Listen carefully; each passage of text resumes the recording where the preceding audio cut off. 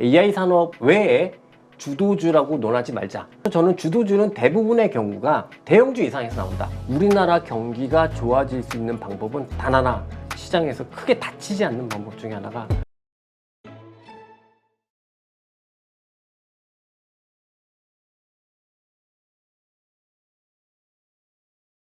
주도주에 대해서 언급을 하셨는데 네. 사실은 추세가 살아있는 종목들은 또 우리가 다른 의미로는 주도주라고 볼 수 있는 거잖아요. 네네. 그 주도주의 개념을 정확히 어떻게 보시는지 궁금해요. 네.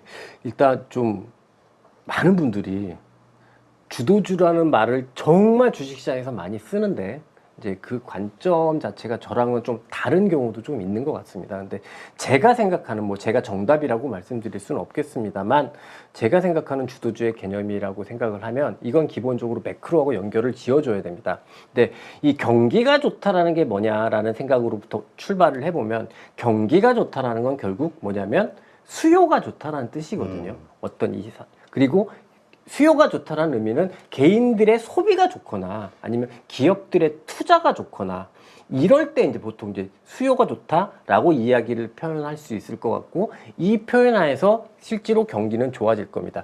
그랬을 때 저는 주도주가 뭐라고 생각하냐면 실제로 현재 이 경기를 위로 끌어당기고 있는 가장 수요가 좋은 산업, 그 산업이 저는 증시에서는 주도주라고 생각을 하거든요. 그러면 현 시점에서는 글로벌하게 가장 유일하게 수요가 많이 발생하고 그게 지금은 기업의 투자겠죠. 투자 형태로 수요가 많이 발생하고 있는 건 AI 산업이기 그렇죠. 때문에 AI 산업 외에 주도주라고 논하지 말자. 저는 그냥 그 외에는 특징주?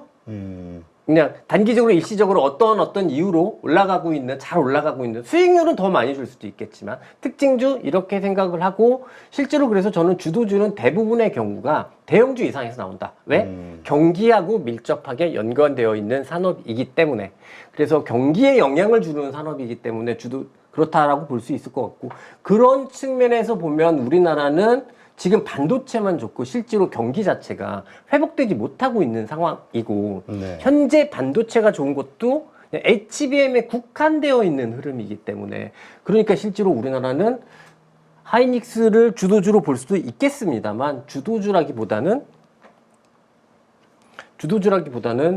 주도주죠. 주도주인데 시장을 아주 강하게 이끄는 주도주는 아니다. 우리나라에 그런 주도주는 아직 없다. 이렇게 보는 게 맞겠죠. 네, 그렇군요. 그렇다면 지금 뭐 그렇다고 해서 투자하지는 안 할 수는 없는 거잖아요. 네. 이런 가운데서 가장 주도주에 근접한 종목 혹은 섹터라고 보시는 네. 곳이 있다면 어디가 있을까요? 최근 들어서 보면 그 미국에 있는 흐름들도 미국에 있는 주도주의 흐름들도 조금은 좀 변질되고 있는 것 같아요.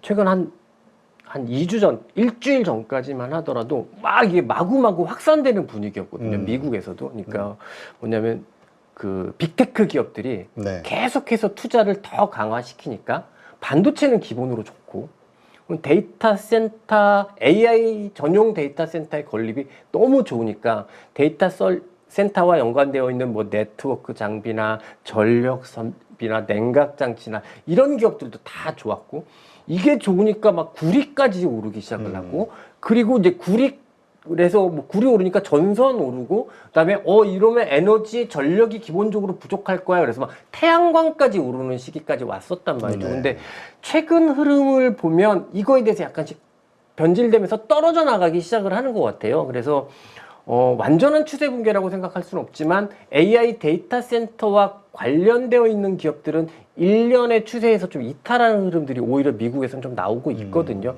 그리고 유일하게 버텨내고 있는 건 그나마 그냥 반도체 그리고 빅테크인 것 같은데 네.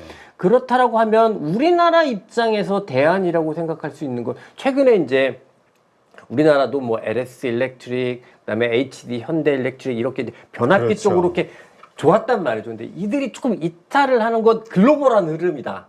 글로벌하게 마찬가지인 것 같고 그러면 역시 믿을 수 있는 건 그러니까 역시 그냥 우리가 붙들고 가야 되는 건 다시 핵심으로 가는 게 미국의 흐름이니까 우리나라도 반도체 외에는 대안이 별로 안 보인다라는 게 제 생각입니다. 네, 그렇군요. 자, 그렇다면 그 반도체 가운데서 오늘도 사실 SK 하이닉스는 5%대 급등이 나왔죠. 어떻습니까? 이 지금 밸류에이션의 문제, 지금 이렇게 추세가 살아서 계속 올라가고 있다면 밸류에이션은 일단 뒤로 제껴놔도 됩니까? 아니면 이렇게 많이 오르고 있지만 밸류에이션을 고민해서 좀 보수적으로 봐야 되는 겁니까? 저는 기본적으로 주식의 끝을, 그다음에 적정한 가격 이런 것들을 알 수 없다라는 게 대형주에 관해서는 기본적으로 제 생각이기 때문에 저는 주식을 보수적으로 보는 시점은 주식이 안 올라갈 때거든요. 그럼 안 올라갈 때라는 얘기는 뭐냐면 상승 추세가 끊어졌을 때겠죠. 그러면 어찌 보면 오늘 5%가 고점이어서 지금보다 훨씬 싼 가격에 팔아야 할 수도 있겠지만 저는 현 시점에서 굳이 일부러 먼저 선제적으로 하이닉스를 보수적으로 봐야 할 이유는 없어 보인다.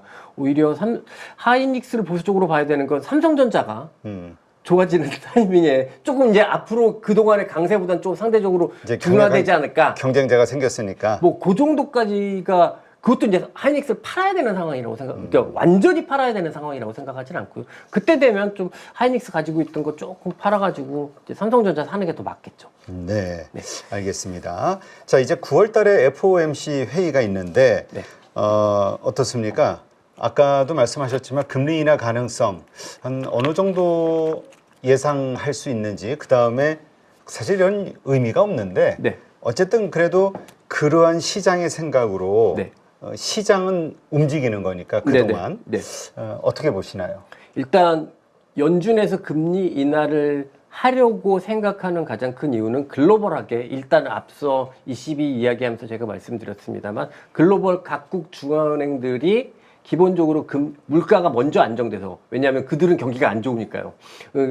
경기가 안 좋은 반작용으로 물가가 빠르게 안정되니까 금리 인하를 선택하고 있고, 다른 나라들이 이렇게 금리 인하를 선택하고 있는 상황에서 미국이 계속해서 금리를 높은 수준으로 계속 끌고 가면 결국은 큰 쇼크로 다가올 수도 있으니까 아마 보험성 인하를 할 거란 말이죠. 네. 근데 그 보험성 인하는 저는 뭐 이코노미스트가 아니라서 이게 100%다 이렇게 말씀드릴 수는 없겠습니다만 9월 가능성을 배제할 수 없다.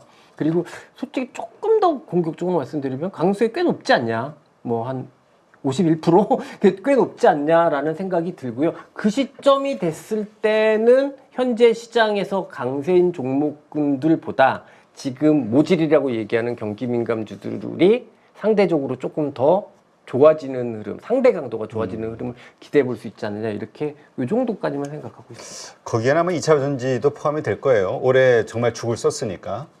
회복을 해줬으면 좋겠습니다. 네. 2차 전지주가 괜찮아야 사실 오늘 뭐 코스닥, 금요일 코스닥이 이렇게 좀 크게 오를 수 있었던 데는 2차 전지주들이 올라주니까 이게 네. 가능한 거죠. 결국 2차 전지주의 바닥, 그리고 2차 전지주가 이제 상승할 시점이 되지 않았냐에 대한 기대감들, 요것만큼 시장이 올라줘야 계속 좋아지는 모습이 나올 텐데 그건 결국 실적이 좋아져야겠죠, 말씀하신 대로. 네, 이거 실적, 근데 그거 같아요. 보면 주가는 먼저 움직이는 것 같아요. 항상 보면 특히 이제 중소형주가 아니라 이런 대형주들 같은 경우에는 실적이 먼저 그러니까 주가가 먼저 바닥을 찍고 올라가면 이제 실적 자체도 저점을 찍는 형태가 그 이후에 확인이 되는 것 같고, 제가 실적을 주식 투자하는데 그렇게 중요한 변수로 생각하지 않는 이유는 뭐냐면 제가 주식은 매일매일 확인할 수 있는데요. 네. 이 기업의 실적은 제가 가장 빠르게 확인해봐야 분기마다 한 번씩 확인할 수 있는 그렇죠. 거거든요.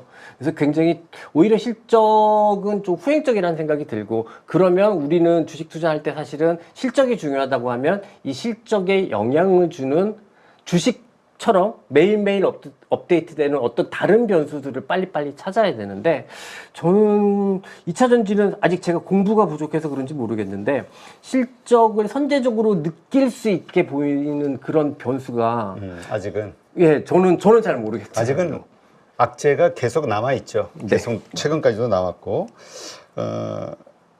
그래서 어쨌건 그 지금 실적이 받쳐주고 있는 것은 반도체죠. 아까 말씀하셨듯이. 그리고 그거에 따라 또 주가가 움직이기 때문에 결국은 가장 주도주에 가깝다라고 봐야 된다. 네. 그러니까 추세를 실른다면 오히려 지금 이 반도체 주 쪽에 실어야 된다는 말씀으로 제가 이해가 되거든요. 저는 항상 그렇습니다. 추세를 추정할 때 기본적으로 원칙 중에 하나가 있는 게 뭐냐면 추세가 오른 기간이 많이 오른 기간이 길면 길수록 그다음에 올라가는 힘이 세면 셀수록 그럼 가파르게 올라갔다는 거죠. 그러면 그럴수록 사실 이 추세는 더 세다. 추세를 더 세게 인정을 해야 된다라고 판단하는데 많은 분들이 여기서 잘 못 따라오시죠. 왜냐하면 주식은 항상 싸게 사서 비싸게 팔아야 한다는 생각을 많이 하시니까 그러면 제가 이 주식은 좋아 보입니다라고 했을 때 이건 이미 바닥에서 몇 배 오른 주식이 될 텐데 그럼 장난하냐 막 이렇게 말씀을 그렇지. 많이 하시죠. 근데 실제로 추세 추종의 입장에서 생각을 해보면 그게 진짜 더 좋은 추세거든요. 제가 앞서 엔비디아를 제일 처음 산 게 그때 다 샀다는 건 결코 아닌데요. 처음 산 게 20불이었는데 그때도 그 바닥에서 따블났을 때였거든요. 그때가 예. 그래서 그때도 제 주변에 이 주식이 좀 괜찮을 것 같아. 저 잘 몰랐어요. 엔비디아가 왜 이렇게 잘 올라야 되는지. 근데 그때도 주변 사람들한테 한번 얘기를 해보면은 야, 넌 지금 장난하냐.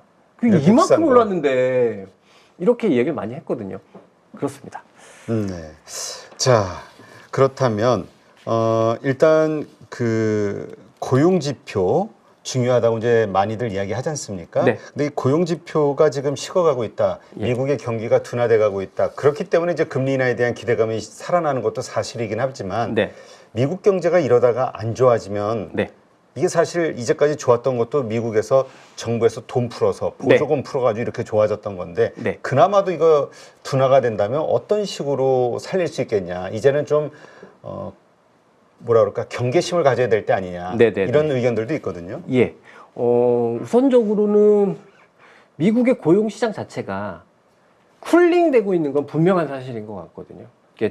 저는 고용지표 같은 경우는 오늘 밤, 이제 금요일인데 지금 이 녹화하는 날이 금요일인데 오늘 밤에 이제 고용보고서가 발표가 되는데 그 전부터 뭐 ADP 민간 고용이나 제가 제일 중요하게 여기는 주간 실업수당 청구 건수 4주 평균 같은 걸 보면 이미 지금 고용시장은 쿨링되고 있다는 것은 기본적으로 좀 느껴지고 있는 부분인 것 같아요. 그런데 이게 고용시장에 심각한 충격으로 올 것이냐의 측면에서 보면 구조적으로 미국은 노동에 대한 초과 수요 시장이거든요. 그러니까 뭐냐면 노동력을 공급의 숫자보다 우리 주식하실 때 수급 많이 좋아하시잖아요. 그러면은 이제 이 노동의 공급보다 노동의 수요가 더 많은 구조적으로 더 많은 시장이거든요. 그렇기 때문에 미국이 금리 인하를 하는 건 경기 충격이 와서가 아니라 너무 높은 금리를 끌고 갔을 때 이후에 실질적으로 그 걷잡을 수 없는 충격이 혹시나 오지 않을까 하는 그것 때문에 하는 보험성 인하라고 생각을 해보면 아직 이제 너무 심각하게 안 좋게 보수적으로 보는 것도 저는 이 상황에서 약간 좀 너무 많이 앞서간 것 같은 생각, 그럴 수는 있겠습니다만 그렇게 생각하고 있습니다. 네, 알겠습니다. 자, 지금 한국의 경제 그 상황 하에서 물론 미국이 좋아지고 난 다음에 그 다음에 따라서 한국도 좋아지지 않겠냐 이렇게 말씀하셨지만 지금의 시점, 지금의 지표들만 가지고 한국 경제를 봤을 때는 어떻습니까? 일단 우리나라 1분기에 GDP 서프라이즈가 나온 건 사실이었는데요. 그 이후에 지금 예상하고 있는 GDP는 줄곧 계속 올해 내에도 하향 조정한다라는 게 기본적인 이제 여의도의 이코노미스트들이 가지고 있는 시각인 것 같고 저도 그거에 대해서 그렇게 부정할 생각은 없다. 근데 앞서 한번 말씀해 주실 것처럼 미국이 실질적으로 경기가 좋은 이유는 뭐 IRA법, 그다음에 칩스 액트 뭐 이런 것처럼 엄청난 재정 투자를 하고 있고 민간에서는 AI에 관련한 엄청난 투자들을 하고 있어서 이 양쪽의 투자들이 유지가 되면서 미국 경기가 좋은 거란 말이죠. 근데 반대로 우리나라는 지금 재정을 집행하고 있는 상황이냐 아니면 재정을 축소시키고 있는 상황이냐 생각을 해보면 우리나라는 후자거든요. 네. 그럼 재정을 축소시키고 있는 상황, 그리고 실질적으로 우리나라에선 미국과 같은 AI, 뭐 민간에서 그런 과감한 AI의 투자가 있는가라고 생각을 해보면 또 없단 말이죠. 그렇게 보면 우리나라 경기가 좋아질 수 있는 방법은 단 하나, 미국의 일반 제조업 경기가 좋아져서 반도체 외로도 수출이 확산이 돼서 그래야 우리나라가 좋아질 수 있는 상황이 될 거라고 보여지고, 그래도 사실은 반쪽짜리겠죠. 왜냐하면 그 전까지 2010년대 중반까지만 하더라도 우리나라는 미국과 중국을 양쪽에 다 끼고 가장 우리나라가 안정적인 포지션을 가지고 있었는데, 지금 같은 경우에는 이게 중국 쪽이 지금 많이 대폭적으로 축소되어 있는 상황이고, 사실 앞서 삼성전자도 이야기했습니다만 삼성전자 실적 같은 경우에는 네. 2022년 실적을 넘기기는 어려워 보이거든요. 근데 왜 그러냐면 삼성전자 2022년에 실적이 정말 어마무시하게 너무 그랬죠. 좋았는데, 그 이유가 뭘까 생각해 보면 미국이 중국의 반도체에 대한 규제를 한다고 해서 중국의 빅테크 기업들이 삼성전자에서 사재기한 거거든요. 그렇죠. 그걸 우리는 빅사이클이 온다라고 착각을 네네. 했었죠. 근데 사실은 뭐 탄센트, 바바 뭐 이런 중국의 빅테크 기업들이 우리나라 삼성전자의 반도체, 하이닉스의 반도체를 사재기하면서 엄청난 실적이 나왔단 말이죠. 근데 지금 현재 시점에서 아무리 AI, 그다음에 온디바이스 AI로 간다고 했을 때도 일단 중국의 캐파의 나라인데, 그 사이즈의 나라인데 중국에서 그렇게 사재기했었던 그 시점의 실적을 쉽게 극복할 수 있을까? 이렇게 생각을 해보면 그건 쉽지 않을 것 같다는 생각이 드는데, 이 삼성전자의 실적 자체가 어찌 보면 우리나라 전체 현재 경기의 단면적인 모습이 아닐까, 이런 생각을 해보는 거죠. 네. 자, 그렇다면 금리 인하 한다고 했을 때는 이제 성장주가 좋아지지 않겠냐? 네. 이 대부분 이렇게 생각을 하거든요. 네. 그 반도체주. 근데 이제 SK 하이닉스로 대변되는 그 AI 네. 직접적인 어떤 밸류 체인에 있는 기업들이 있잖아요. 네. 한미 반도체라든가 예, 예. 이미 많이 올랐거든요. 네네. 그런데 금리 인하 한다고 해서 그 상태에서 더 오를 수 있을까에 대한, 네. 그렇다면 아까 반도체주를 주목하자고 하셨는데, 그렇다면 이번에는 좀 뭐 낸드가 됐든 어떤 네. 좀 바뀌어야 되는 건가? 여러 가지로 헷갈릴 것 같아요. 왜냐하면 반도체도 소부장이 종류가 네네네. 파생되는 게 너무 많아가지고. 우선은 앞서 말씀드린 대로 금리 인하를 하게 되면 AI에 관련한 주식들의 상대적인 강도보다는 조금 일반 제조업 쪽, 범용 쪽이 훨씬 더 좋아질 가능성이 높아 보인다라는 게, 금리 인하를 하게 되면, 왜냐하면 안 좋은 산업들이 좋아질 수 있는 환경이니까요. 그래서 그렇다라고 보면은 앞서 말씀하신 대로 HBM, 뭐 AI, 그 밸류 체인에 있는 기업들의 상대 강도보다는 조금 소외되어 있던 쪽, 반도체 하나만 보더라도 그쪽을 좀 더 관심 있게 볼 수 있을 만한 타이밍이다라는 생각을 하고 있고요. 그다음에 특히 사실 저는 메모리 기업들 같은 경우에는 HBM이 메모리의 희망이냐, 이렇게 보면은 아닐 수도 있을 텐데, 이런 생각을 하거든요. 왜냐하면 그 온디바이스 AI가 되면 네. 결국은 스마트폰의 사이클 자체도 다시 한번 좀 좋게 기대될 수 있는 포인트가 있고, 온디바이스 AI가 됐을 때 오히려 D램의 사용처가 더 많아지지 않을까, 그럼 D램의 요구량이 더 증가되지 않을까, 이렇게 생각을 해보면 지금은 HBM, 이 밸류체인에 있는 주식에 철저히 집중하는 게 맞는데, 아니 뭐 이렇게 말씀드리고도 내일 바뀌면 우리 포션 바꾸면 되잖아요. 그렇죠. 예, 그러니까 지금은 여기에 집중을 하되, 금리 인하 시기가 오는 시점, 그 시점에서